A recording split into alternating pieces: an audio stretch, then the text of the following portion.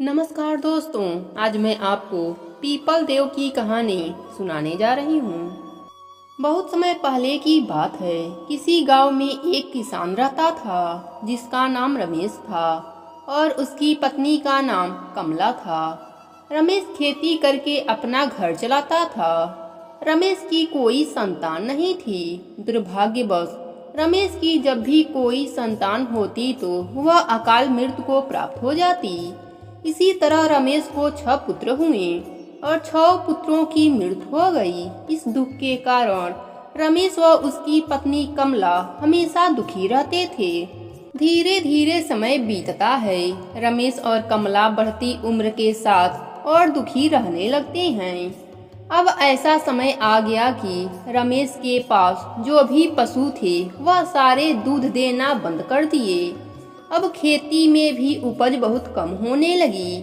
एक के बाद एक दुख आने से रमेश व उसकी पत्नी बहुत दुखी रहने लगे।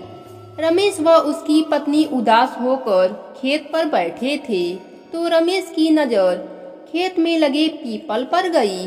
पीपल का पेड़ भी सूख गया था।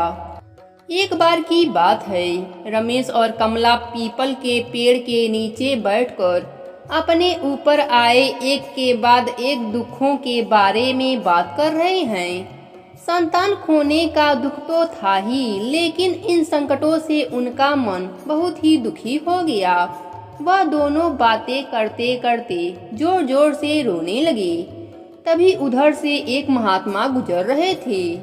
जब महात्मा ने रोने की आवाज सुनी तो महात्मा ने सोचा कि ऐसा क्या दुख है कि स्त्री और पुरुष साथ साथ रो रहे हैं। यह सोचकर महात्मा उन दोनों पति पत्नी के पास गए।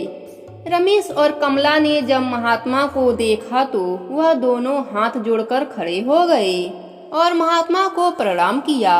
तब महात्मा ने पूछा, तुम दोनों क्यों रो रहे हो? तब रमेश ने बताया कि हम दोनों कई वर्षों से संतान का दुख झेल रहे हैं और अब ना हमारी जानवर सुख देते हैं और ना ही खेतों में कुछ उगता है। यह दुख हमसे नहीं झेला जाता। रमेश ने सारी बातें उस महात्मा को बताई। रमेश और उसकी पत्नी की यह दशा देखकर महात्मा बोले, तुम चिंता मत करो, सब ठीक हो जाएगा। तुम्हारे खेत में जो भी पीपल का पेड़ है वह तुम्हारे दुखों का नाश करेगा। आज के बाद तुम रविवार का दिन छोड़कर अन्य सभी दिन इस पीपल को दूध जल तिल से सींचना तथा शाम के समय पीपल के पेड़ के नीचे दीपक जलाना और रविवार को सूर्यदेव को जल अर्पित करना। ऐसा करने से तुम्हारे ऊपर आया संकट कट जाएगा। ऐसा कहकर वह महात्मा वहां से चले जाते हैं। रमेश और उसकी पत्नी ने महात्मा के कहे अनुसार उस पीपल के पेड़ को सींचना शुरू कर दिया और शाम को दीपक भी जलाने लगे। देखते ही देखते रमेश के कष्ट दूर होने लगे और वह पीपल का पेड़ भी फिर से हरा भरा हो गया। खेतों में फसल लहलहाने लगी और रमेश की पशुओं ने दूध देना भी शुरू कर दिया। धीरे धीरे समय बीता। 1 वर्ष के अंदर ही रमेश के यहाँ फिर से एक पुत्र ने जन्म लिया। अब रमेश और कमला पुत्र पाकर बहुत खुश थे। उनके जीवन में सारी खुशियाँ आ गई थीं। उनके घर में सुख समृद्धि व संतान का वास हो गया। एक दिन रमेश व उसकी पत्नी अपने खेतों पर गए तो उनको फिर से उस महात्मा के दर्शन हुए। उन्होंने अपने पुत्र सहित उस महात्मा को प्रणाम किया और कहा कि आपके ही आशीर्वाद से हमें संतान मिला और सभी सुख भी प्राप्त हुए। तब उन महात्मा ने कहा कि हे पुत्र, यह मेरा आशीर्वाद नहीं है बल्कि तुम्हारे पितरों का आशीर्वाद है, जिनका दोष तुम पर लगा था।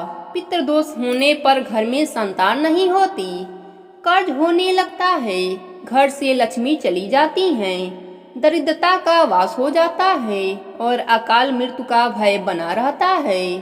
इसलिए हमेशा अपने पितरों को खुश रखना चाहिए तथा पीपल की पूजा करनी चाहिए। पितर की शांति के लिए पीपल की पूजा सर्वोपरि बताई गई है।